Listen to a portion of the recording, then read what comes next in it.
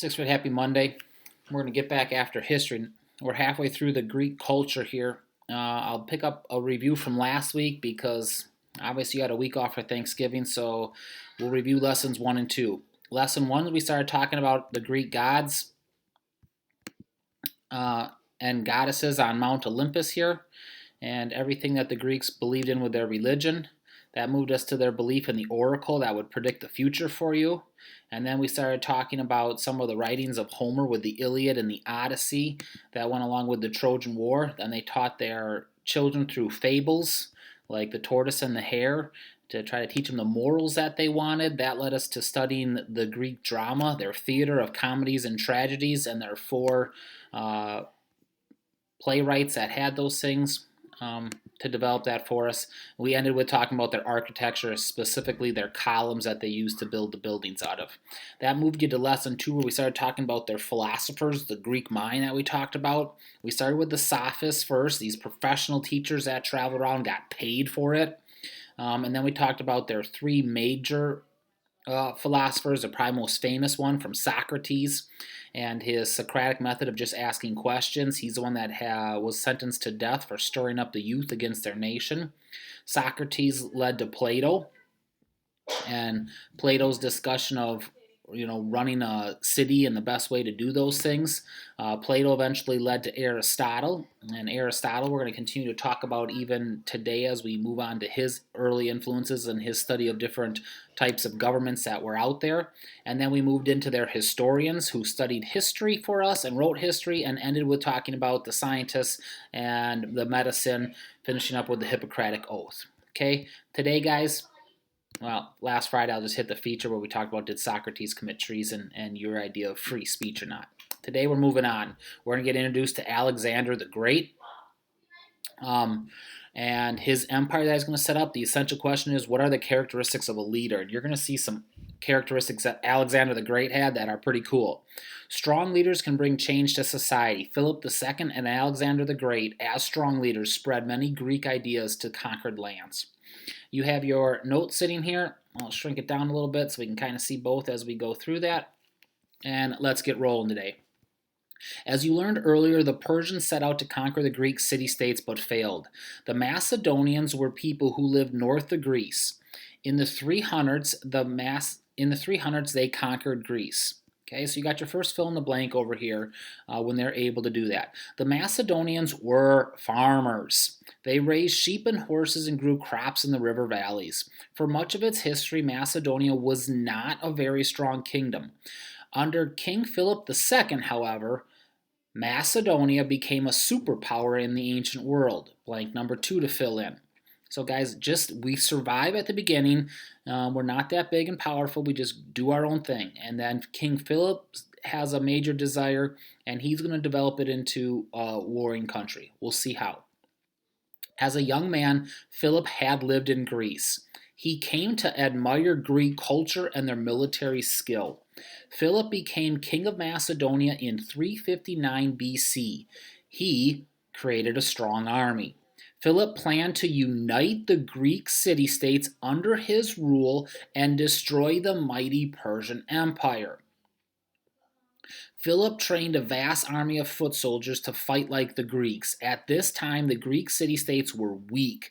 They had been divided by the Peloponnesian War. As a result, they could not defend themselves against Philip's powerful army. Number 3 in your notes, Philip took control of the city-states one by one.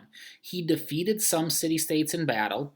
He bribed the leaders of others to surrender. A few city-states voluntarily agreed to join with Macedonia. Okay. So guys, you can see how it's kind of interesting here. What Philip does is he becomes king, he's powerful, but he appreciates the Greeks, and he doesn't like the Persians. So his first goal, guys, is let's all work together and get rid of Persia. And we'll work together to get rid of Persia, but I'm the leader of that, so I'm going to kind of conquer Persia as I conquer you all together, but I'm not trying to destroy Greece, I'm trying to destroy Persia. And so he gets going, guys, and he starts taking over these city-states, guys. So what he's doing is he's actually fighting some Greek city-states, and then other ones will say, hey, I'm just going to join you because I know you're going to beat me, and still others. He's like, I don't really want to fight you, and I'll bribe you to, surrender to me. So he's starting to build this vast empire, and we're going to see how people feel about it. Many Greeks worried about Philip's plans. Demosthenes was an Athenian who opposed Philip. Number 4 on your notes. He was a lawyer and one of Athens' great public speakers. Demosthenes warned the Athenians that Philip was a threat to Greek freedom. He urged all the city-states to join together to fight the Macedonians. Here's his speech. Remember only that Philip is our enemy, that he has long been robbing and insulting us, that the future depends on ourselves, and that unless we are willing to fight him there, we shall perhaps be forced to fight here. You need not speculate, which means guess. You need not guess about the future except to assure yourselves that it'll be disastrous unless you face the facts and are willing to do your duty. So Demosthenes is real simple. Guys, you think Philip is trying to be your friend to conquer the Persians. He's here to conquer you. And if you let him come here to conquer you, the battle's going to be fought in our cities by our farmland. We don't want that. We need to go take the fight to him so that you're fighting near Macedonia, guys. That is the change of everything. It is one of the blessings that America has had in almost all the wars. You think about World War I and World War II. Where was it fought?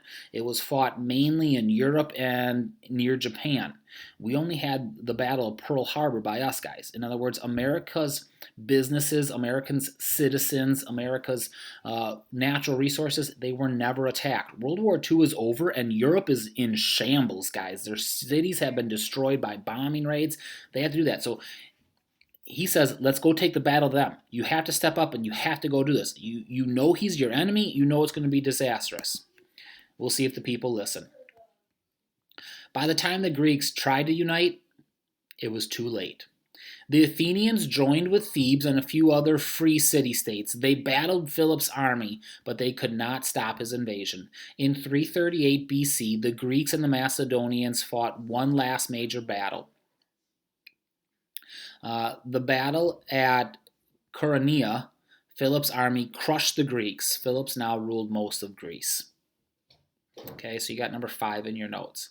So they didn't listen to Demosthenes right away. By the time they did, it was too late. Philip was too powerful. He had won too many battles. His army was too good. They were too weak. It was over. He ruled most of Greece. Okay, you got a little research if you want to do there. It says, King Philip of Macedonia admired the art and ideas of the Greeks and their armies. Philip set out to take over the Greek city-states. Why do you think Philip wanted to conquer the Greeks rather than be allies with them? Use the internet to find reliable sources about Philip's goals. Then present them to your class. For more information about using internet for research, do what does a historian do? So guys, we talked about that way back at the beginning. If you want a little bit more information about Alexander the Great, you can feel free to watch the video that's out there on one of the things he did to unite his kingdom. Okay, let's finish up for the day. After conquering Greece, Philip hoped to lead the Greeks and Macedonians to war against the Persian Empire. Before Philip could carry out his plans, however, he was killed, and his son Alexander became king. Number 6 in your notes. So guys, he gets killed at his daughter's wedding. Alexander becomes king is a true statement, but understand when Philip died, he had a number of sons from a number of different women, and so they all thought they should be the next king. So Alexander had to prove himself that he was a king by going to war like crazy. Alexander was only 20 when he became ruler of Macedonia and Greece, but Philip had carefully prepared his son for the job. By age 16, Alexander was serving as a commander in the Macedonian army. Number 7 in your notes. He quickly won the respect of his soldiers. They admired him for 1, his bravery, and 2, his military skill. So after Philip's death, Alexander was ready to fulfill his father's dream. He prepared to invade the Persian Empire. Number 8 in your notes. So, guys, he was a military man. His dad was obviously a warrior. He grew up as a warrior, and he did it from a young age here, leading troops. But when you're young and you got a lot of soldiers that are older than you, it's hard to win the respect for them. So what did Alexander do that made him a great leader? He fought with them, guys. The bravery we talked about way at the beginning, if you remember your first two devotions, where they are about Alexander the Great, which is your extra credit opportunity today. Alexander, devotion 1, comma, devotion 2 to start the year. We talked about him. How do I win the respect? Because if I was a soldier in the army and this little 16-year-old was commander, I'd be like, oh, look at you, daddy's little boy, got the good job, put in charge of the troops with no brain, no muscle, because you're so young. And he goes, I'll lead you into this war. Okay, I'll take everything back I said about you because you're brave and you have my respect. You're not just telling me to go out there and die, you're leading me into that battle. And that's what Alexander's going to do. All right, guys, we're going to stop there for today. We'll pick up the war with Persia and we'll see how Alexander does tomorrow. Have a great day.